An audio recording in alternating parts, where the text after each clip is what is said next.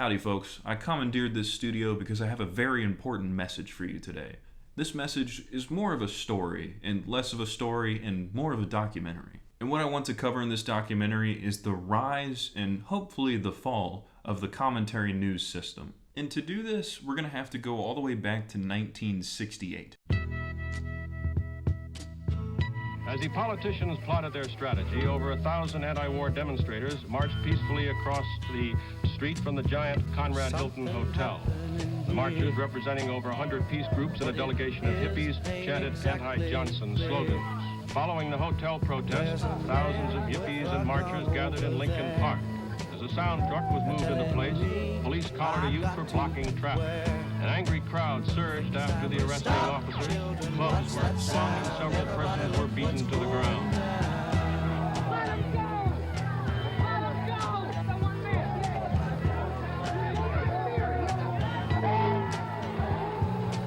Finally, officers drove motorcycles into the crowds, breaking them apart and dispersing the hippies. Jim Burns, ABC News, Chicago. Young people speak in their mind.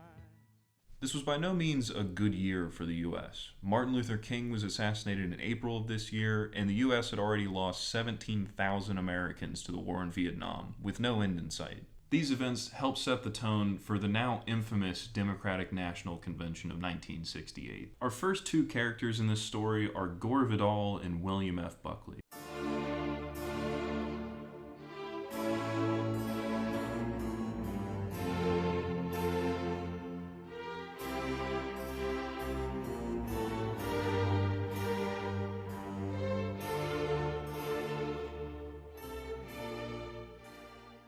They had first debated on air at the Republican National Convention of the same year, and this served as a proof of concept for ABC's new format of commentary news.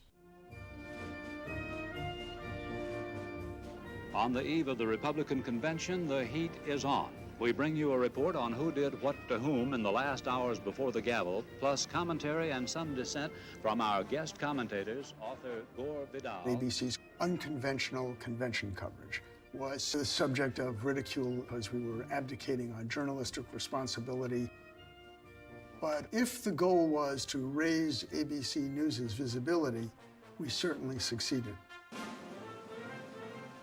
We're going live to the West Coast in about 6 or 7 minutes.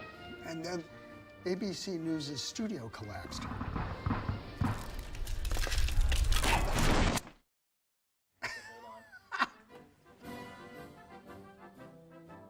The lighting grid fell down onto the floor of the set. The flaws in this new format were very apparent from the start, where you had two of the smartest political commentators of the time having a debate that basically ended with them calling each other names and no one learning anything. So Bill Buckley, cold warrior turned hot. That's right. And about the human greed of everybody in the world except yourself. And then tomorrow There I'll are quote, saints tomorrow on I'll quote television. what Mr. Vidal thinks about the Kennedys. Good night, and let me tell you.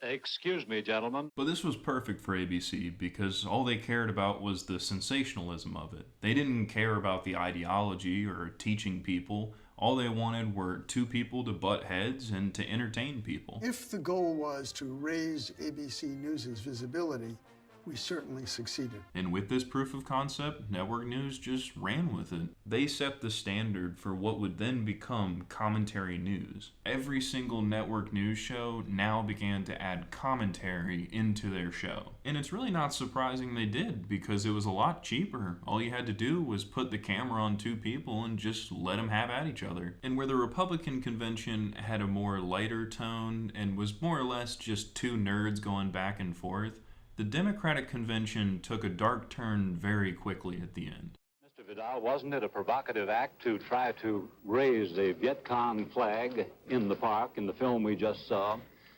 Wouldn't that invite, raising a Nazi flag in World War II would have had similar consequences? You're so naive. People in the United States happen to believe that the United States policy is wrong in Vietnam, and the Viet Cong are correct in wanting to organize their country in their own way politically. If it is a novelty in Chicago, that is too bad. But I assume that the point of the American democracy And some is people you can go Nazi, express too. any Some point of people view you go want. Nazi. Shut up a minute. No, I won't. And some people were Stop. pro-Nazi, You are. and the answer is that they were well treated by people who ostracized them, and I'm for ostracizing people who egg on other people to shoot American Marines and American soldiers. I know you don't As care, far as because you I'm don't feel any sense concerned, of the only sort of identification. pro or crypto-Nazi I can think of is yourself. Failing that, I would only say that we can't have Now listen, you the right of queer. assembly Stop calling here. me a crypto-Nazi. Let's stop or I'll calling slap names you in and your let's get- goddamn face, and let's- you'll stay plastered. Gentlemen, let's... Oh, Bill. Let the that's author of Myra extraordinary. Breckenridge go back to his pornography and stop making any allusions of I Nazism to beg somebody you who was to- in the infantry in the last war. You were and not in fought the infantry, Nazis. as a matter of I was fact. the You didn't second- fight in I the would like infantry. to. You were not. And from today's perspective, you might see this as just one man going off on an ignorant tangent, but really it was a trap laid by Vidal. It was very obvious that Vidal was trying to get a reaction out of Buckley the entire time they were debating, both in the Democratic convention and at the Republican convention. And Buckley isn't a complete victim. He was there to get promotion for himself, but also he was there to own libs with facts and logic. And I think Vidal's theatrical attitude throughout this whole thing really set the tone for how people acted in commentary news from then on. Because all it did was prove the concept that you don't have to teach anything, you just have to be the most entertaining. And remember, this was the beginning. We still have 50 more years of development of this platform before we get to what we have today. But beyond the success of this platform were the lives that it ruined in the wake of it. Vidal and Buckley were the first victims of this, and to their graves, they still thought about it every single day. He talked about it every day. You don't talk about something every day that didn't cut you, and I don't think that really ever healed. We were in Ravello, not much to do after dinner. He had acquired a VHS copy of the Vidal-Buckley debates. I naively said, "Oh, do you think we could watch them?" Little did I realize this was the main event for the night.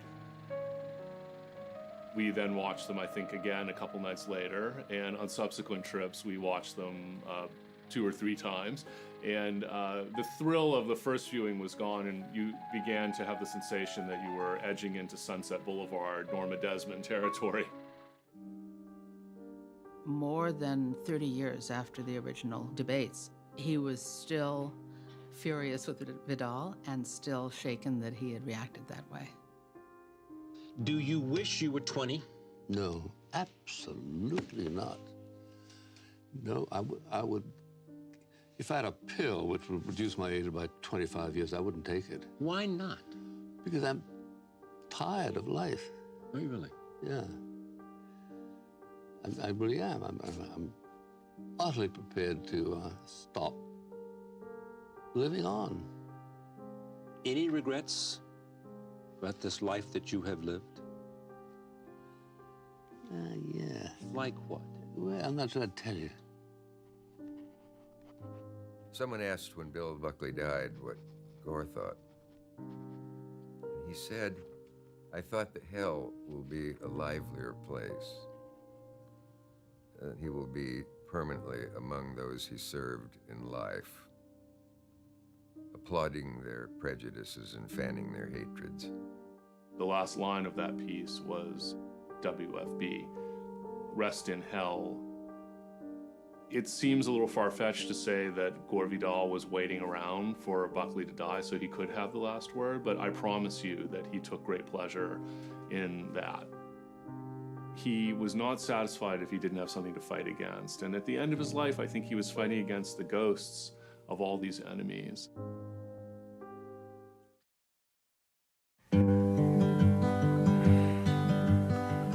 I pity the country, I pity the state, and the mind of a man who thrives on hate. Smaller the lives of cheats and of liars, of bigoted news press, fascist town crier. Deception annoys me, deception destroys me. The Bill of Rights froze me. In jails they all know me. Frustrated are churchmen.